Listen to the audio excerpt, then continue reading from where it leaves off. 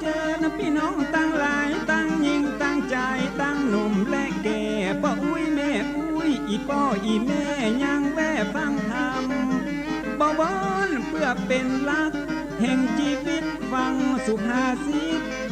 คำสอนด้วยพระครูวิสิทธิ์ศีลาภรณ์เจ้าคณะตำบลป่าแด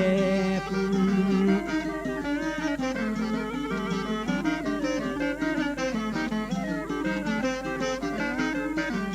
เจ้าอาวาสวัดวังสิงคำมาจะได้น้อมนำธรรมะ108ใกล้ตัวใกล้ตา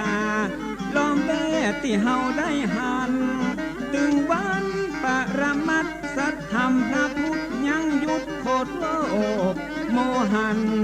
มาเตือนสติหูตันแล้วจะเบิกบานสดชื่น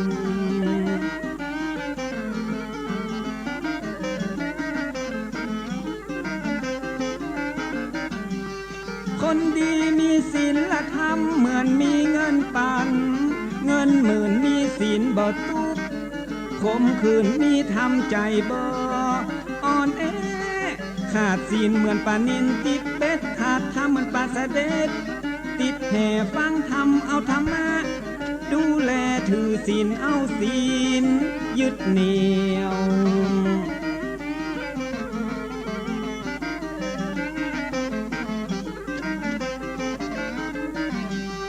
ถึงโลกนี้จะวุ่นวายจิตใจไปไหน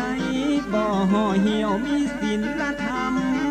ยึดเหนี่ยวจิตใจก็จะมันคงทุกนักจะกลายเป็นเบาถ้าเฮาหูจักปล่อยปลงธรรมะของพระพุทธถ้าองค์ยืนยงเป็นยาขนานเอก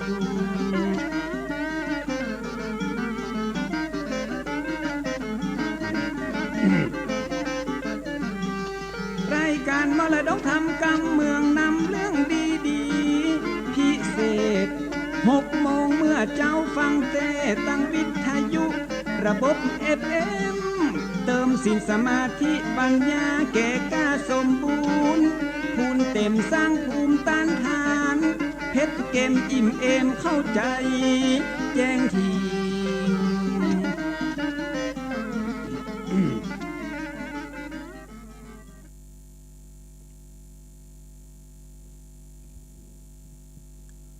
ก็ขอยกมือ10 นิ้วกราบนอบน้อมอย่างพระติรัตนเกี่ยวเจ้าตั้ง3 ประการ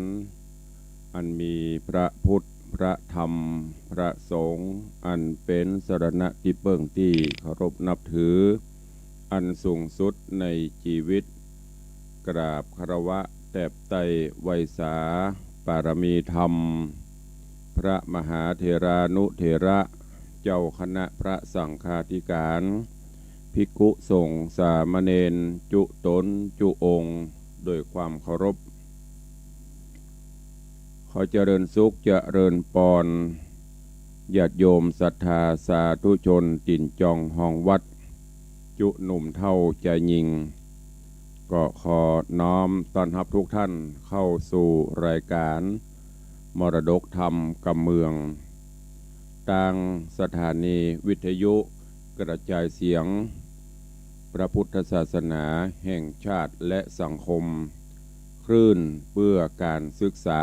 พระพุทธศาสนาและวัฒนธรรมคลื่นวิทยุสีขาวเพื่อเจ้าประชาและคลื่นพระพุทธศาสนาและจริยธรรม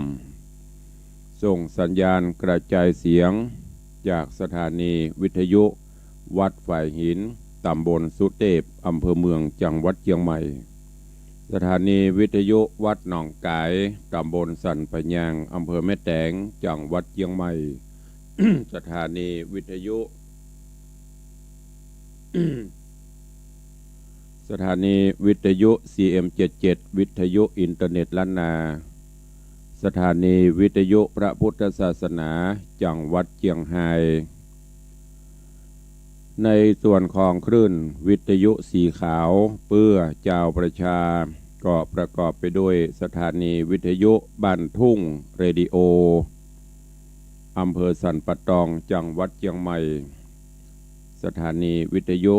วัดห้วยตองซักอำเภอจอมตองจังหวัดเชียงใหม่สถานีวิทยุเวียงป่าเป้าเรดิโออำเภอเวียงป่าเป้าจังหวัดเชียงรายสถานีวิทยุคณะสงฆ์อำเภอฝางจังหวัดเชียงใหม่สถานีวิทยุมนต์เสียงธรรมวัดบุพารามอำเภอแม่แจ่มจังหวัดเชียงใหม่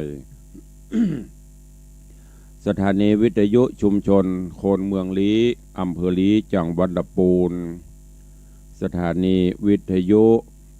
เสียงธรรมจากวัดจันทร์อำเภอกาลยานิวัฒนาจังหวัดเชียงใหม่สถานีวิทยุชุมชนคนนาน้อยอำเภอนาน้อยจังหวัดน่านสถานีวิทยุสี่คำเรดิโออำเภอเวียงสาจังหวัดน่านสถานีวิทยุเสียงใสเรดิโออำเภอตาวังผาจังหวัดน่านสถานีวิทยุชุมชนคนเหนือเขื่อนอำเภอฮอดจังหวัดเชียงใหม่สถานีวิทยุน่านฟ้าเรดิโอตำบลประแดดอำเภอเมืองจังหวัดเชียงใหม่สถานีวิทยุชุมชนคนต้นน้ำบ้านโป่งน้ำฮ้อนตำบลแม่เจดีย์อำเภอเวียงป่าเป้าจังหวัดเชียงรายสถานีวิทยุแดนดินถิ่นล้านนาอำเภอสันปะตองจังหวัดเชียงใหม่สถานีวิทยุล้านนาเรดิโออำเภอโสปราบจังหวัดลำปางสถานีวิทยุเพื่อการศึกษาและพัฒนาอาชีพเรดิโอเน็ตเวิร์กอำเภอเมืองจังหวัดลำปางตลอดจนคลื่นวิทยุชุมชนและเสียงตามสายห่อกระจายข่าวตามหมู่บ้านตามวัดตามวาต่างๆพร้อมกันนี้เจริญสุขเจริญปอนและถวายการต้อนรับครูบาอาจารย์เจ้าภิกขุสงฆ์สามเณรปอออกไม่ออกศรัทธาที่เข้ามาติดตาม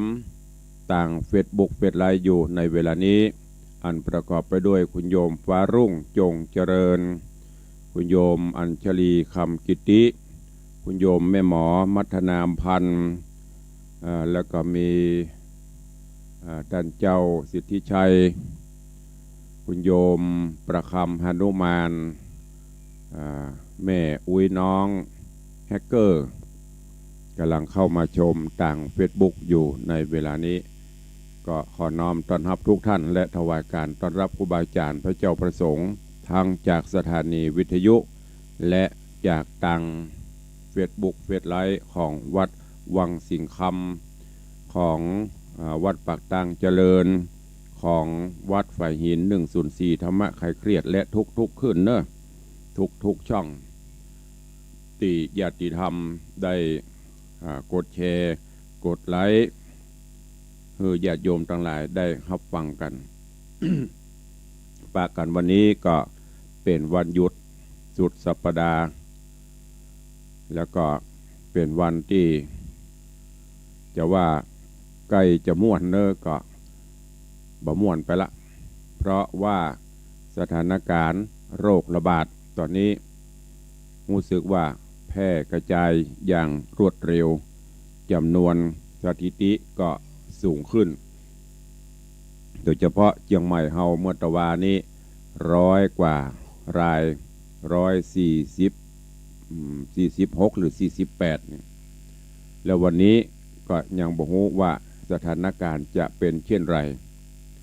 จะได้ก็ตามเนอะวันนี้ก็ขอให้ทุกท่านมีความสุขอยู่บ้านอยู่จองเพราะว่าวันหยุดปกติก็จะเป็นวันครอบครัวไปหันไปนี่แต่ในช่วงนี้ก็ต้องอยู่กับบ้านกับจองไม่จำเป็นแต่ก็คงไม่ต้องไปที่ไหนเวลาขณะนี้ก็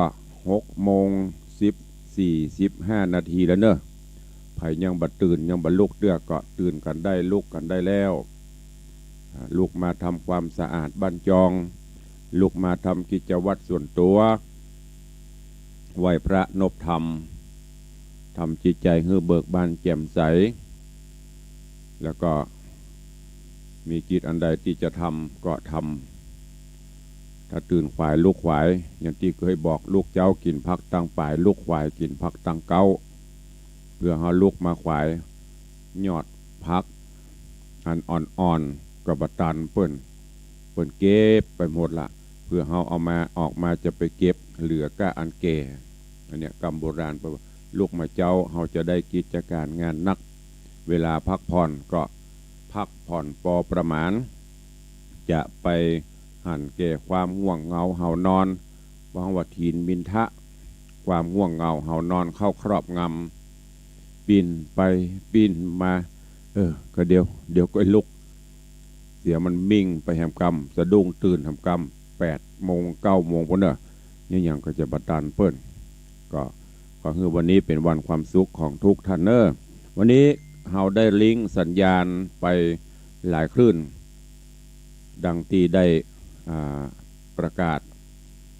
สถานีวิทยุที่เขาร่วมในโครงการคลื่นวิทยุสีขาวก็ดีคลื่นของพระพุทธศาสนาแห่งชาติก็ดีก็วันนี้หลายคลื่นโดยเฉพาะจะมีวันพุธและวันเสาร์ที่จะได้รับเมตตาจากทางท่านอาจารย์พระครูอภิวัฒนวิกรมผู้อำนวยการคลื่นวิทยุสีขาวและผอ.ทุกคลื่นที่ได้มอบถวายเวลาลักๆดีฟังกันทุกเจ้าก็มีแม่ข่ายลักก็คือคลื่นของวัดฝ่ายหินในเมตตาบารมีของท่านเจ้าอาจารย์พระครูสมุวิสุวัตรวรกิจโจเป็นแม่ข่ายลักอยู่แล้วถ่ายทอดทุกวันญาติโยมทั้งหลายโซนทางเหนือก็ จะมีท่านเจ้าพระครูไพศิษฐ์ธรรมโชติผอ.คลื่นของวัดหนองกายได้ถวายเวลาตลอดวันนี้ก็มาฟังกันต่อเนาะหลังจากที่ได้เอาเรื่องราวของวันตำนานวันเก้ากองมาเทศนาให้ทุกท่านได้รับฟังกันในตอนที่แล้วได้จ๋ามาถึงปฐมฤกษ์วันลักเสียซอมเสียวันลักเสียซอมเสียก็คือวันลักเล่นจูอย่างที่ได้บอกไปไม่ยิงไปลักเล่นจูกลัวผัวหูเนี่ยใดตีเปิ่งตั้งใดกับเปิ่งบ่ได้จะไปบอกไปกล่าวให้ไผ่ก็กลัวเปิ้นหูก็เลยไปขอยาต่อพระพุทธรูปแล้วก็ขณะที่คิดร่ำเปิงอยู่นั่นผัวหูความคิดผัวหูเรื่องราวของเมียตลอดก็เลยไปแอบหลังพระเจ้า พอนางไปเอาขันเขาตอกดอกไม้ไปปกตินะเราลองสังเกตพอเวลาเปิ้นอธิษฐานนะอย่างเนี้ยเปิ้นจะบอกว่าดังแปลงปากต้วงมุบมิบมุบมิบมุบมิบมุบมิบเดี๋ยวจังหยอกล้อเล่นในผูงหมู่เดียวกันตัวอธิษฐานบ่ได้เจ้าเขาอธิษฐานว่าจะได้จะถามกันแต่นางคนนี้ปลายแผ่วยกขันยื่นโยงแล้วก็ว่าดังเหมือนยังกลัวเปิ้นบ่ได้ยินนะโอ้พระพุทธรูปเจ้าบัดเดี๋ยวนี้ข้าเจ้ามีจูกลัวผัวข้าเจ้าหูข้าได้ยาติบกินแล้วเฮือผัวตาบอดมันบ่หูบ่หันยังจะดูต่างเล่นจูนะปรากฏว่าผัวอยู่ตั้งหลังพระเจ้าได้ยินได้หูผัวก็เลยบอกโอ้บ่อยากเน้อไม่ออกเน้อกำเดียวไม่ออกปีกไปบ้านไปจองไม่ออกไปเซาะเอาเน้อไก่แม่ไข่นุ่มๆเนื้อนิ่มๆเอามาต้มนะต้มใส่ข่าใส่จะไข่อย่างมันหอมๆแล้วก็ไปซื้อ ไปเซาะซื้อเหล้าหัวเด็ดๆเหล้าดองเหล้าอย่างก็ได้สักปันหนึ่งปันก็คือในขวดไม่โขงขวดเนี่ยขวดใหญ่เพราะเขาขวดปันเอาไปฮืบหัวเจ้ากินเตอะรับรองตามันบอดกำนี่สู่เจ้าจะได้ดูต่างนี่หรอก็ต้องได้ยินใจจื่นปิกไปเสาะ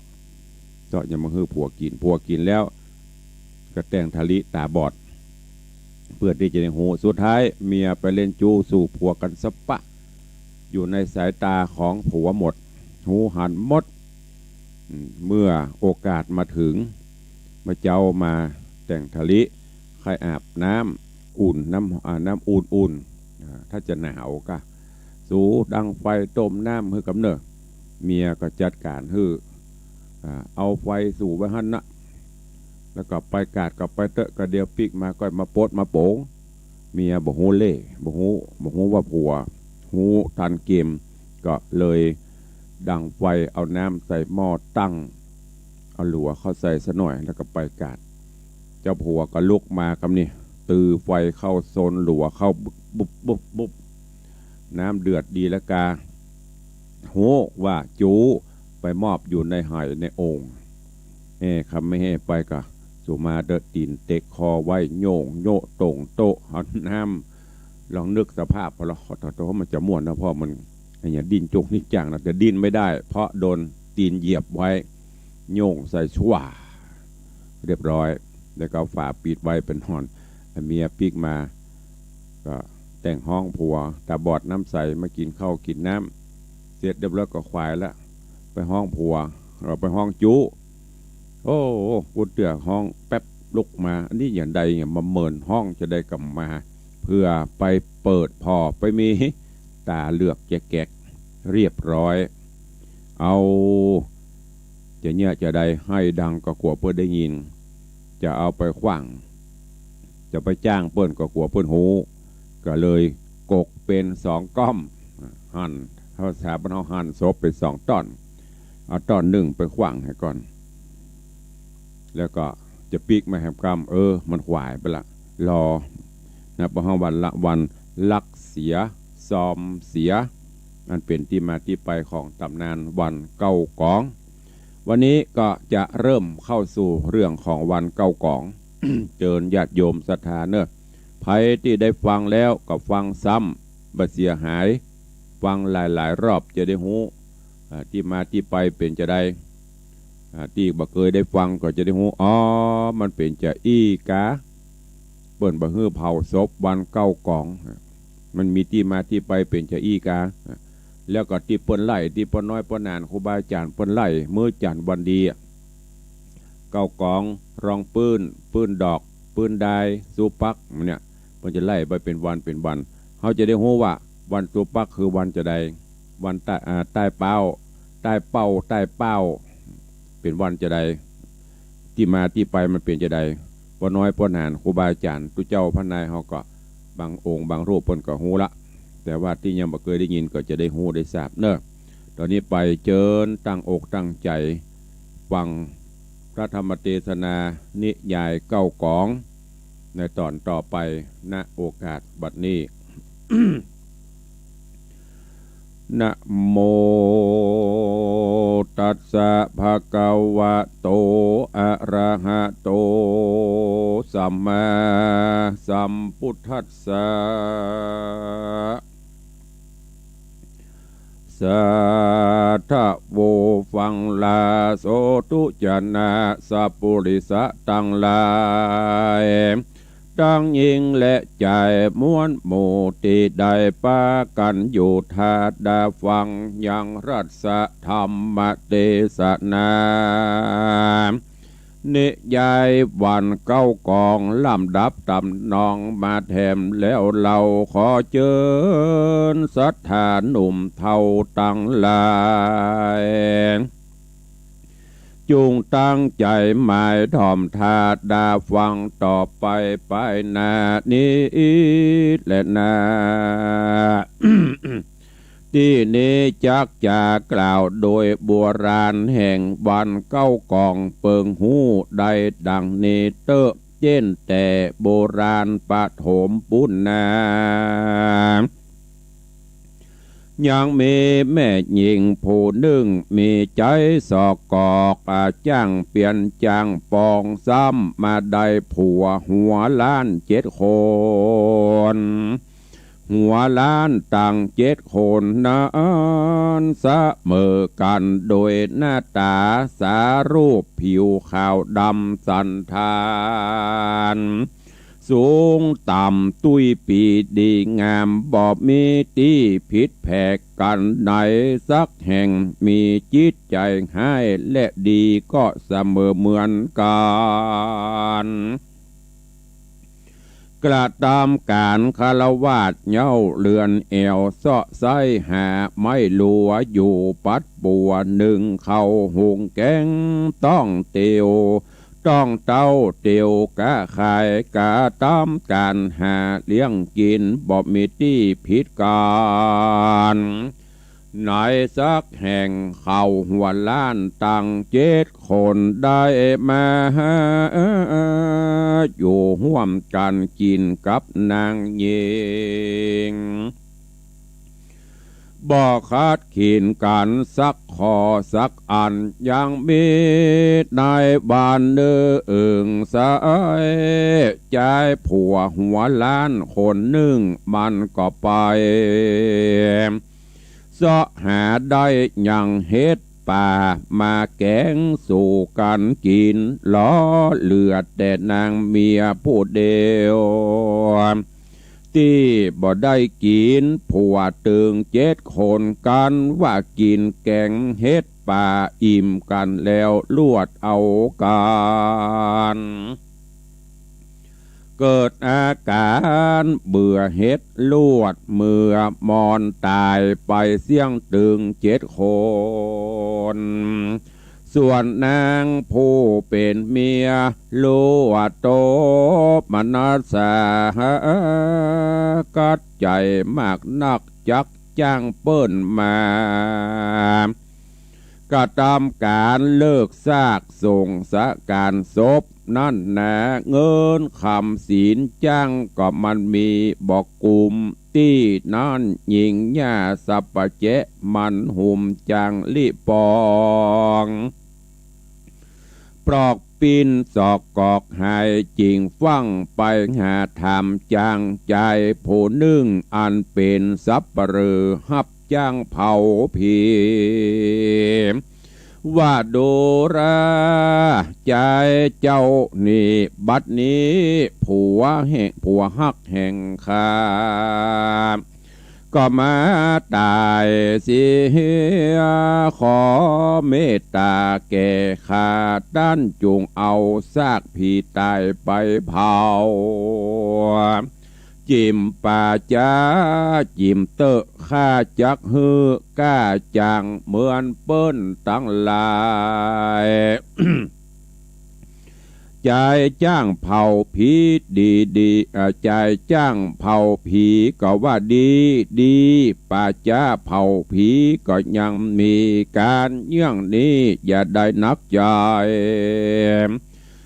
และนักอกโศกเศร้าผัวนางหญ้าคนเดียวข้าบ่นักใจบ่นักการใดจะเล่นนา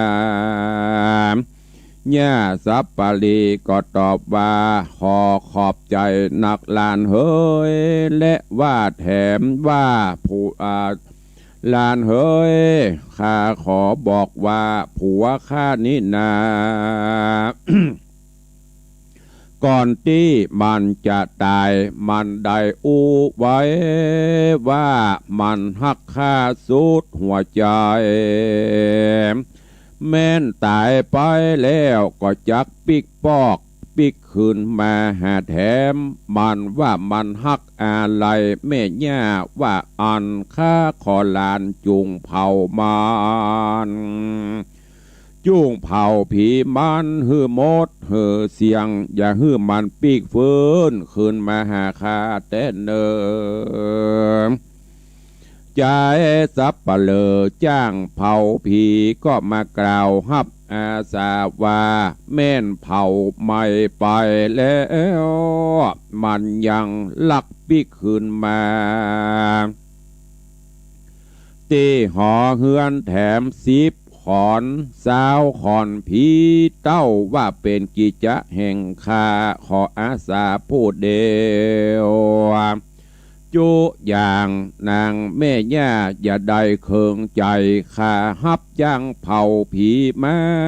บ่หอนมีขอนผีหนีกลับคืนมา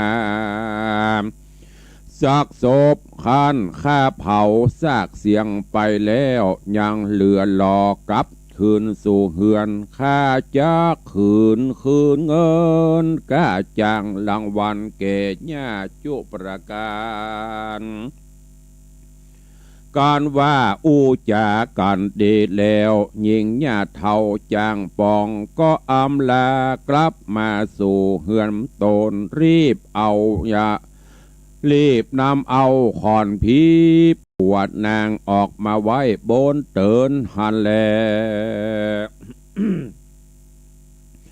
ไปลูนแต่นานมาจางสับปะเลอเผาผีก็ไปสู่ไปฮอดบนเฮือนบ่จากรรมได้สักสิ่งก็มาแบกยกเอาขอนผีนั้นนาใส่บายกลงเฮือนนำไปสู่ป่าจ้าหาหลัวมากองใหญ่ยกซากผีย่องบนหลัวแล้วก็มาจุดไฟเผาเอาอยู่กลางป่าจ้าไปตันโมดเสียงปันดังเนี่ยเท่าเมียผีอยู่บนเฮือนก็นำเอาขอนผีมันมาแถมขอนหนึ่งยกออกมานอนแตนที่เก่าเราสองเตนางนั่งอยู่เฝ้าก็ตั้งมาใจเผาผีเมียนเสียงแล้วก็ปีกปอกขึ้นมาหมายจักมาหับเอาก้าจางเผาผีเมื่อนั้นญ่าเท่ามันเนี่ยจะอุบายกล่าวใส่กล่าวโตดใส่ว่าดูราหลานจ้างเผาผีมึงสั่งและมาปล่อยซากผีปิกขึ้นมาหาแม่ย่านี้เล่าจา แม่ย่านี้สั่งและมานับแสงกาวเจียนจ่าใจเผาผีก็มาเถียงกันใหญ่หายและดีหลานจากหูจากหันแก่ตามมึงเตอแม่เท่าก็มาขึ้นเสียงจ้างเผาผีกับแม่ย่าเท่าจ่าตอบผิดเถียงกันไปมา ก็บ่เป็นที่แล้วแก่การจ่ายสับปะเลอจ้างเผาผีก็ผุดผาดผูนผ่านขึ้นสู่บนเฮือนก็ไปสัตตาหารขอนผีนอนอยู่บนเตินดังเก่าพอดูก็บ่พิษแผกเผากะญาหันหน้าตาสารูปหันสิโลหันศิลาสาผมบนหัวหาผมบ่ได้เลื่อมล้านอยู่มงบางบ่มีพิษสั่งสักเผาหรือว่ามันหนีปิกขึ้นมาแต่เล่านอจาพอดูเอาเตอะหลานบ่ใจแย่ปากแข่งต่อตานนับจ่าเนี่ยเท่าเนี่ยแข่งเจียนจาว่าใจสับปะเลอจางเผาผู้ฮับอาสางืดใบงืดง่าวเหลือใจเอามือลูบกำหูและหัวผมปอยันยุงบ่อาจจักจะตอบกำใดเหตุว่าพิญานมีสัจจะดีไว้อย่าเนี่ยกับเนี่ยแต่เดิมมาว่า10 สาวขอนผีปิกขึ้นมาเป็นของข้าคนเดียวส่วนก้าจางเป็นกิจจะแห่งแม่ย่าว่าอ่อนใจจางเผาผีจริงเอาเชือกมามัดหัดขอนผีเหือมันแกนแล้วนาก็มารวบราดมัดเอาตีนถีบตีนยันหือมันดีบ่หือมันนี้เหตุว่ามันใครเกียรติกล่าวอายันเขียวยันกลาง10 ปีกูตึงบ่หือมึงแก้ออกได้มัดได้แล้วก็แบกไปสวะไว้แล้วสัดขว้างเข้าใส่กองไฟ เอาหลัวเป็นปัจจัยเข้ากองก่อบ่หือหลอข้างซากแถมซักซ้ำปอสอง ในกาละนานแถมเหล่าแย่เท่าแก่อยู่บนเฮือนก็ลากเอาคอนผีออกมาแถมผู้หนึ่งหือนอนแถมที่เก่าเหมือนเดิมเหมือนศพก่อนนานจูประกาศใจสับเปลือจ้างเผาผีมันใส่ใจว่าจักอดเผาผีหือไม่จนหมดเสียงแล้วนะมาตะราว่าต้อนไม้หลัวและดูกมันกระตุบหือย่อยแล้วเป็นกระจวนเป็นฝุ่นบ่หือมีสั่งสังสักกาใจสักสิ่งเลยนะการบวชละมวนเศษเมียนดีแล้วบอดหล่อจริงปอกป่าจุงจริงปีกปอกขึ้นมาสู่เฮือนญาติเท่าวังจักใดก้าจางลังวานสะเมอสาหันนาเก่าหลังมาตลาบเต่าเผาเสียงซากผีตึง7 คนคณะจ่ายจางเผาผีนั่งเฝ้ากองฟอนอยู่หันยังมีใจแถมผู้หนึ่งมันเป็นสลาจ้างตีเล็กมันอยู่ต่างบ้านเมืองไกลรูปกายและหัวมันก็มาล้านใส่มงเหมือนใจคงเหมือนจะก็เหมือนกับใจหัวล้านน่าตึง7 คนมันเข้าป่าไปเผาทานได้แล้วหาบเตียวลัดหนตาง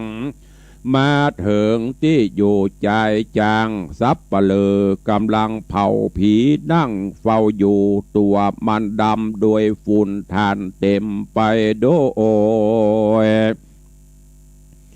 เต็มไปด้วยเหือและใครมันหาบทานเตียวเข้ามาไกลใจเผาผีสับเปลือสัตตาหันใส่ลวดตานยานแบกค้อนหล่อเข้าใส่ไล่ตีลงที่หัวดังผัวพระแล้วกูเผาซากผีอยู่นี่เมืองผีนี้จักหนีปอกไปเฮือนแถมกา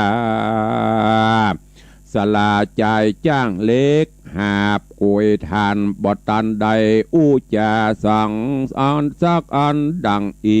ลวดเอามือตั้งตะกำไม้ค้อนไว้ได้กำละกุยหล่อเข้าจูดใส่ตันที2ใจต่างโคโอนก็ต่างมีกำลังแห่งเสมอกันเลยลวดเกี่ยวหวันกอดเอากันมั่นแก่นรวบลัดเลี้ยงเอากันล้มเต้าเข้าใส่วางกองไฟแดงถูกไฟไม่เอาตีเผาผีหัวล้าน7 คนนั้นแล้วลวดมรณาตายขาดจีวางตายเพียงกันกับหัวล้าน7 คนผัวแย่เท่าแก่8 คนตึงใจจ้างเผาผี9 คนตึงใจสลาตีเล็กเผาทานเหตุนั้นโบราณโหนโลกจริงกล่าวไว้ว่าอาจารย์เจ้ากล่าวว่าเป็นวัน9 กองใจจ้างเผาผีกับสลาเผาทานไว้ตีเล็กนั้นนากอดข้อบันเอากันตายตามไปลูนั้นอาจารย์เจ้ากล่าวว่าเป็นวันยี่เพียงวัน9 กองจะได้เผาผีวันยี่เปียงจะได้เผาทานบอดีเสียเต้เนอดังจักได้ดังได้เตสนามานี้แหละนา เนธิตังขีญาสังวันนาวิเศษจาห้องเหตุธรรมเทศนาเนใหญ่วันเก้ากองก็บังโกมสมเรศเดช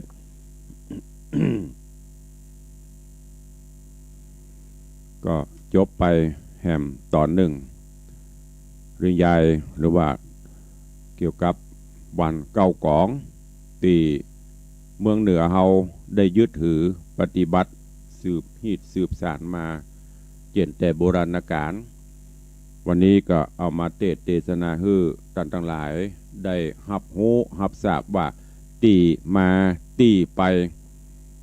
ของวันเก้ากองมันเป็นจะไดในตอนที่แล้วเป็นวันลักเสียซ่อมเสียวันนี้เป็นเรื่องวันเก้ากองก็คงจะมีความแจ้งทีขึ้นว่าอ๋อมันเปลี่ยนจากนี้ลูกอันเนี้ยที่มาที่ไปที่เปิ้นว่ามีไม่หญิงคนหนึ่งถ้าจะงามอันละเนาะ งามพิลีพอล่อคำป้อคำปันปอไผ่ปอมันคำปันคำป้อเนาะงามบรรดามลองพอกะได้ผัวถึง7 คนก่อนนะโอ้แล้ว7 คนนี้ญาติโยมทั้งหลายลักษณะสันฐานสันทัดเหมือนเดียวกันหมด นั่นก็คือหัวกับล้านเหมือนเดียวกันหมดเจ้าล้านเหมือนตุลุงนี่นะ ตุยเหมือนเดียวกันหมดน้ำหนักก็ถ้าจะเต้ากันเป๊ะหมดกะฮะถ้าจะมอก60-70เต้าเดียวกันหมดบ่ฮู้สูงต่ำก็เต้ากันอ้วง่ายๆคล้ายๆอย่างฝาแฝดเนาะ7 คนไปอยู่กันจะลำเหลือนะครอบครัวเมียคนเดียวผัว7 คนแต่เปิ้นก็อยู่ด้วยกันด้วยความสุขบานบั่นใจบ่มีเรื่องทะเลาะอย่างกันวันหนึ่งผัวคนหนึ่งก็ไปป่าก็ไปเสาะเฮ็ดเสาะพักเสาะไม้ตามปกติได้เฮ็ดเบื่อบ่ฮู้ว่าเป็นเฮ็ดเบื่ออย่างเนี้ยหน้าถ้าหน้าฝนนี่เฮ็ดมันจะออกหรอเฮ็ดถั่วเฮ็ดไข่ห่านเฮ็ดนั่นเฮ็ดนี่นะอันนี้ไปได้เฮ็ดเบื่อก็เอามาให้เมียก็บ่ฮู้ก็เอามาต้มแล้วก็ให้ผัวถึง7 คนน่ะกินกันแต่นางบ่กินปรากฏว่าเฮ็ดออกฤทธิ์เรียบร้อยโรงเรียนจีนถึง7 คนตายเรียบเอาตายแล้วจะเนี่ยจะได้ต้องจ้างเปิ้นจ้างสับปะเรอถ้าเกิดเปิ้นคิดศพละปันก็7 ปันละเอาสตางค์ก็บ่มีจะเนี่ยจะได้นางก็เลยออกอุบายเอาไว้นอกเตินก็คือชานบนเรือนนั่นห้องโถงนั่นบ่ห้องเตินกำเมืองบ่ห้องเตินถ้าปุ่นตังหลังบ้านห้องจานตังนอกห้องเตินนี่คือกำเมืองนะ เตินก็คือห้องโถงจานก็คือระเบียงตังหลังบ้านอันนี้ก็เอาไว้ที่เตินแล้วก็ไปอู้จ่าสับปะเลอก็บ่ฮู้ว่าเป็นเล่ของนางยอมนางก็แต่ว่าโอ้ถ้าเจ้าจะเผานะเผาเฮือมดเฮือเสียงจะไปเฮือมันปิกมันเนอโอ้มันฮักไม่แย่นะอู้แล้วอู้แถมขอกุดตายหรือว่าขอฆ่าตายเถอะตึ้มไปไหนถ้าเอาข้าไปเผาข้าถึงจะปิกมาจะได้ก่อนถึงจะปิกมาไอ้หรออู้ไปสับปะเลอบอกโอ้มากี้ขอนก็จะเอามดไม่แย่บ่ต้องเดือดร้อนเผามาจะบ่โตพอถึงปุ่นนี้ละมีปิกมานะตกลงโปร่งใจกันเสร็จเอาคนแรกไปเผาพอเมียนเรียบร้อยละตั้งบ้านแม่ย่าเท่าก็เอาคนที่2ออกมานอนที่เดิมเหมือนเดิมจ่ายสับปะเลอเผาศพแรกแล้วก็มาจะเมากระจ้างแม่ย่าบอกนะแม่ย่าบอกมึงแล้วว่าเผาเฮือเสียงจะไปเฮือมันปีกมาฮะนะอีหรอโอ้ว่าไปเลยแม่ย่าก็แต้นะเถียงกันสักกำหนึ่งบ่เชื่อลองขึ้นไปพอเหรอสับปะเลอขึ้นไปพอบนเฮือนบนเตินโอ้นอนกึ่งดึงพ่อตั้งหัวก็มดเหมือนกันเอาตุ้ยปีดีงามเหมือนเดียวกันมดสูงต่ำเต่าเดียวนันนอนกับตัดตีเดียวมดมาเป็นยังไหมเนี่ยตามอนัตสัญญาแบกศพที่2ไปเผาปุ่นบึ้งไม่เนี่ยเอาศพที่3มาแหมปีกมาสตางกับบ่ได้แหมเอาจนคนไปจนเสี่ยง7 คนที่7เผากันนี้ไม่ยอมพรากสายตา กำไม้อย่าอันให้ไม้โทวาอย่างพูดว่าเนาะออกมากูจะบอกมองจะไม้ตั้ง นั่งเฝ้าโอ้มาถึงข่าวนั่นมีป้อจายแหมคนก็ซ้ำมาเหมือนเดียวกันหัวก็ล้านตุยปีดีงามเหมือนเดียวกันทำเมาะหาบกุยทานออกมาก็ ไปเผาทานหาบทานจะปิกบ้านกายที่ซับปะเลอกำลังเผาอันซับปะเลอกับมิงอยู่งั้นแล้วเนาะบ่พูดพร่ำทำเพลงไม่ถามอะไรสักอย่างโหจะไปไหนจะหาบยังไปบ้านอยู่กาพลาดพเลดลูกก็อนะไม้ที่กำนะสัตว์พัวเข้าไปอันพอใจเผาทานกับโอ้อิโน่เฮ้ยจะได้เนี่ยกูจะเมื่อบ้านมาตีหัวเนี่ยกำอันสวะกุยทานกับละกุยจูดสักนะกำนี้ก็กูกำมึงกำบบแล้วก็ลืมคิงอะกะสมาใกล้กองไฟอ่ะพลาดพเลดลวดล่มโก่นลงกองไฟกูก็ไปยอมมึงก็ไปยอมกูไปมีไฟลวกไฟไหม้ตายพร้อมกันไปรวมเป็น9 ศพผัวนาง7 คน8 คนเผาทาน9 สับปะเรอเปิ้ลเรื่องห้องวัน9 กองตั้งแต่นั้นเป็นต้นมาอันนี้ก็นำมามาเตดให้ญาติโยมทั้งหลายว่ามันมีที่มาที่ไปเพราะนั้นเปิ้ลถึงบักเผาผีวัน9 กองเนี่ยมันก็อย่ามาพ่วงถึงเนี่ยตำนานประเพณีมาพ่วงถึงวันดีวันหายของเมืองเหนือเขาที่เคยถือน่ะเกียง59เสียติดกับจันนี่60เสียงการวันเดียวอย่างมันเนี้ยที่ครูบาอาจารย์ป้อนน้อยป้อนหานเปิ้ลได้กิตนาแต่งแต้มใจหามือจันวันดีสืบทอดมาถึงปัจจุบันเนี้ยแต่ภาคอื่นคนอื่นเปิ้ลบ่ถือแต่คนเฮาบ้านเฮาเมืองเฮาเคยถือลองเฮาไปเผาถ้ามันมีอย่างกระดิ่งเกิดมันมีอย่างเกิดขึ้นมาเอาล่ะนะกูว่าละเปิ้นว่าวัน9 กองบดีเผาไปเผาตายโล ว่าประบุญเหรอแต่ที่จริงแล้วมันจะตายมันถึงตายอันนี้ถ้าตามหลักคำสอนของพระพุทธเจ้านะอะไรจะเกิดมันก็เกิดอะไรจะดับมันก็ดับแต่อันนี้มันเป็นฮีตจารีตประเพณีคืดอยู่ที่ไหนคืดอยู่ที่ปากถ้ามีไผว่าอย่างมันก็เป็นอย่างลองมีคนไปติคนเด้อละเป็นเรื่องอันนี้ฝากไว้กับญาติโยมทั้งหลายเนอะเอามามาจากให้ฟังในเรื่องของนิยายวัน9 กองก็เดี๋ยววันพุธก็จะเป็นวันพุธวันเสาร์หน้าก็ฟังวันต่อไปจนครบจนจบเนอะวันนี้ก็พอควรแก่กาลละเวลาเหลียวพอเวลาก็เกือบจะหมดละจบไปเป็นวันเนอะโหอย่างท่านพระครูบอกว่าดักปิ้งอย่างดักปิ้งทางใดนี่มึงวันเนอะเดี๋ยวก่อนเนอะออกหรือยังบอกโหท่านอาจารย์พระครูอภิวัตรบาดดักปิ้งมันขัดสนที่ไหนบอกโหเนอะของหลวงพ่อญาติโยมทั้งหลายใครฟังทางใดเป็นได้พ่องโทรเข้ามากระหมอเขาอยู่ในห้องส่งก็บอกโหเรื่องเนอะพอดีท่านอาจารย์พระครูอภิวัฒนวิกรมไลน์มาบอกว่ามันดักปิ้งเอาละรวดรายงานตัวหน่อยเบียวว่าใดบอกว่าเนอะท่านอาจารย์พระครูเป็นไลน์มาบอกว่าครับรวดรายงานตัวเรียบร้อยเนาะสาธุเจริญพรเอาละเบียวบอกว่าไม่ดักแต่ต่างของท่านอาจารย์ต่างคลื่นสีขาวเป็นไดมอนเนอร์ฝากไปตามท่านอาจารย์พระครูสมุวิศวัตโดยลองดูกันพอดีท่านอาจารย์พระครูอภิวัฒนวิกรมไลน์บอกว่าดักปิ้งเหรอ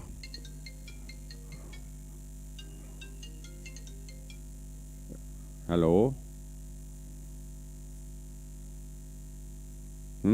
ไม่ได้ยินไอ้ยังก็ดักแต่อัน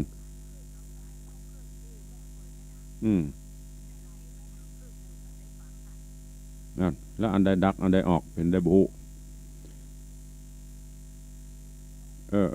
สาธุนั่นไม่เด้อจันคำบ่ได้ดักของจันคำดักก่อเอากันแล้วแต่เนาะมันไปแต่ละคืนเนาะสาธุ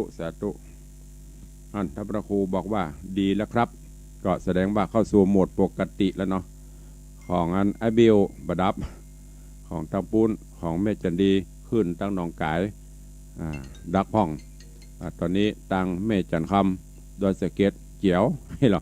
ท่านพระครูอภิวัตรบอกว่าดีแล้วเนอะก็เข้าสู่โหมดปกติเนาะเอาโอ้จ่าภาษานาใหม่เจริญปอน ฮัลโหลฮัลโหลมันหลายคลื่นพวกเลี้ยงมันหลายคลื่นหนึ่งดังคือมันบัดเสถียรกันมันไปทั่วภาคเหนือวันนี้ดังอยู่ได้ยินชัดเจนเล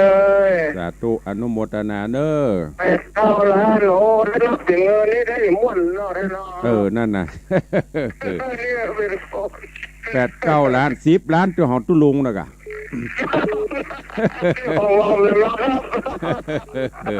สาธุอนุโมทนาสาธุเข้าสู่ปกติบ่เลี้ยงแบบ8-9 ล้าน10ตัวของตุลุงล้านมงเอาเจริญปอนเจ้ากระทำมาสักการตุลุงเจ้าตอนนี้เวียงปะเป้าเจ้าเวียงปะเป้าไปได้ดักก่อดักอยู่เจ้าดักแล้วออกหรือยังตอนเดียวนี้ก็บอกออกเจ้าเป็นเพลงมันขอสู่มาเนอะมันถ้าจะเป็นคลื่นมันเนาะเจ้าสาธุเจริญปอนเวียงปะเป้าก็ยังไม่ออกก็แล้วแต่มันเป็นคลื่นมันเนาะบางวันมันไปด้วยอากาศมันเตียบไปถึงดอยนางแก้วลมตีปึ้งสดปะลำปางบนบ่ฮู้แล้วแต่งกระแรงหายเสียบเจริญปอนเจ้าว่าเราจะเก็บชัดเจนนี่เลยเจ้าสาธุอนุโมทนาเนออีกะมันดักก็โทรมาบอกกะมันจะมาฟังกระมวนฟังตุเจ้าตุลุงมันก็มันดักแล้วบักหูเหลืองนะสายต่อไป0817836540ขออนุโมทนาบุญเนอตะวามีโยมแม่แดงคำเรืองร่วมเป็นเจ้าภาพไม้กำ1 เล่มแล้วก็มีนางสาวปฏิตาหมอกเมฆนางสาวปรียาพัฒน์เกิดโตพร้อมครอบครัวไซมูลเมลิมเนอะร่วมเป็นเจ้าภาพไม้กำ1 เล่มก็ไม้กำเหลือประมาณ10 กว่าเล่มเนอะใกล้จะหมดละใครจะร่วมเป็นเจ้าภาพก็เจริญปอนเจิญ วันพรุ่งนี้วันครบรอบอายุวัฒนมงคลวันเกิดของพระเดชพระคุณหลวงปู่พระเทพโกศลที่วัดศรีโสดาเนอะเจิญจวนศิษยานุศิษย์ญาติโยมร่วมทำบุญตักบาตรร่วมถวายมุทิตาสักการะกับพระเดชพระคุณหลวงปู่ในคราวนี้เนอะเจริญปอนสาครับท่านพระครูแม่ออน104ฟัง104ชัดเจนนี่เนอะสาธุอนุโมทนาผมให้กำลังใจครับผมสาธุครับจากแม่ออนรายงานผล104ชัดเจนดีสาธุอนุโมทนาหมู่นี้ไปอยู่ในFacebook มดเนาะนวลศิริหินเขียว คุณโยมสุภาพขันนาไปอยู่ใน Facebook เลยไม่ได้รายงานทางวิทยุเลยเนาะสายต่อไปเข้ามาเดี๋ยวเวลาแถมหน่อย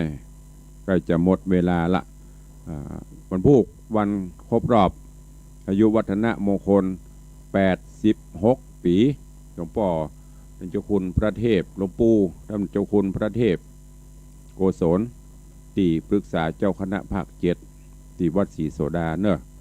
แล้วก็ที่วันนี้งานวันอายุวัฒนมงคลครบรอบวันเกิดของท่านพระครูวัดโลกโมลี อย่างก็จื่อบนพระครูแต่ลืมไปละถ้าในนามของถ้าหูกันดร.ดวงคำแต่จื่อพระครูมันแจ้งบรรลัมได้ห้องนะต้องขอประทานอภัยแต่ว่านี่เป็นมีกิจกรรมไปละแล้ววันนี้ก็มีแฮมแล้วก็วันที่12ที่วัดจังทองก็กิจกรรมงานสมโภชพระเจ้าเพิ่นได้ทำการ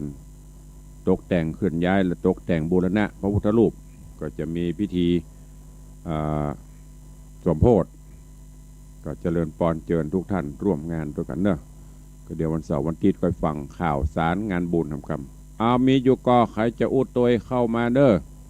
0817836540วันที่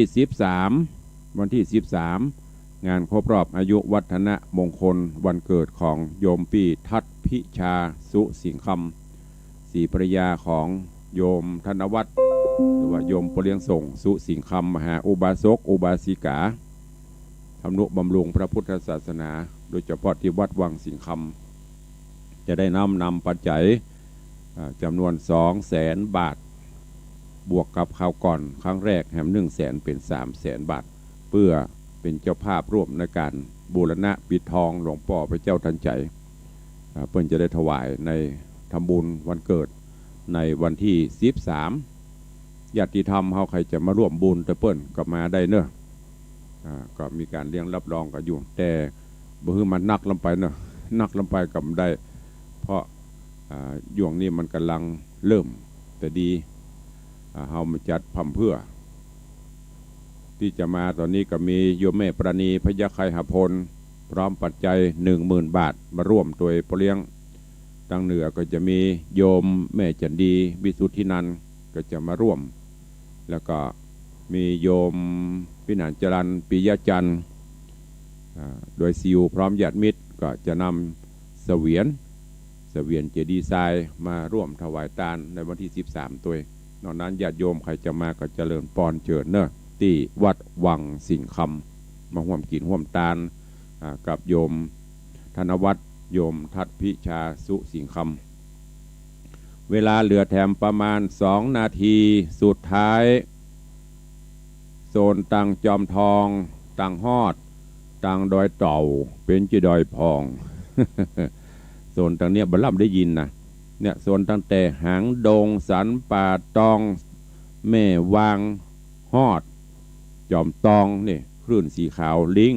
แต่ไม่เคยได้ยินแจ้งเข้ามาเลยในรายการของตุลุงยกเว้นไปตังปุ้น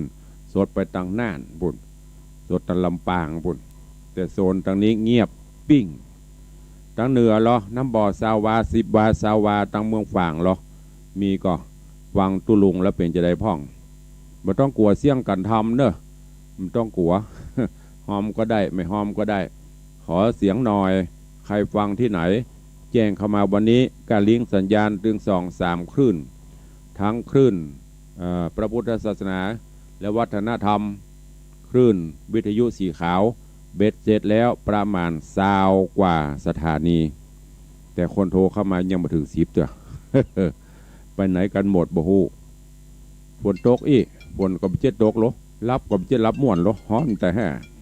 ลุกกันได้ละกะเจริญปอนเจริญปอนจากทางใดน้ำมื่นสาธุขอต้อนรับเนอะกูเตือนมีแค่นาน้อยฝนตกดีก่อนจังมันไปมีฝนอย่างฮ้อนแต่นี่ฝนตกก่อไม่มีฝนมีแต่ร้อนบ้านฝนตกนะฝนตก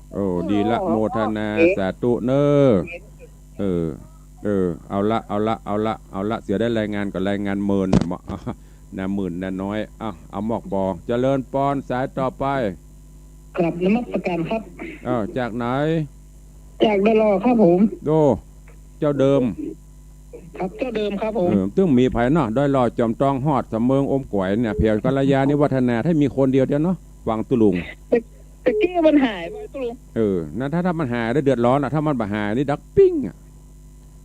ก็ผมไม่ได้โทรอยู่ก็สายตุลุงถ้าโทรมาจะบอกว่าได้มันดักปิ้งตุลุงอีเนาะถ้ามันดีเนี่ยบ่โทรเนาะโทรอยู่ครับสาธุอนุโมทนาเจริญปอนสายต่อไปเจริญปอนไว้สาเจ้าท่านพระครูว่าจากไหนมาจากบ้านเวียนตะการในจันเรือนใสเด็กหญิงจันเรือนใสสัญญาณชัดเจนเนาะเจ้าชัดเจนมันจะมีก็มันจะเหมือนกัน7 คนเนี่ยมีกะลูกแฝดเหรอแฝด7โอ้ย 8-7 คนอ่ะ ยังมาเหมือนกันแล้วเหลือแล้ว สาธุอนุโมทนาเด้อ จ้า เจริญปอนขอบคุณหลายๆผู้กันหนัวไข่หัวกันม่วนเซลกันเล่นยำเจ้าไปถือไปตือเนอะอู้กันเล่นกันม่วนเซลเล่นหยอกกันไปอู้ไปอู้มาเหลียวพอเวลาหมดพอดีขอนำรายการจากไปก่อนเนอะอันใดกรรมใดที่อู้ออกไปพี่น้องอย่าโยมติดทาง Facebook ก็ดีทางวิทยุก็ตามเนอะฟังเอาม่วนอู้กันหนัวไข่หัวกันม่วนยิ้มแต่ยามเช้าอารมณ์แจ่มใสยามเช้าสุขภาพสมบูรณ์อายุจะได้มั่นขวัญยืนวันนี้ขอความสุขสวัสดีจุงบังเกิดมีกับทุกท่านเนออยู่ดีมีสุขแก้วกาดปลอดภัยเดินต่างไปแห่งหนตำบลใดก็ขอให้ประสบความสำเร็จเจริญไปด้วยอายุวันนะสุขะพละเหมือนกันจุตนจุองค์จุผู้จุคนเนออายุวันโนจุขัง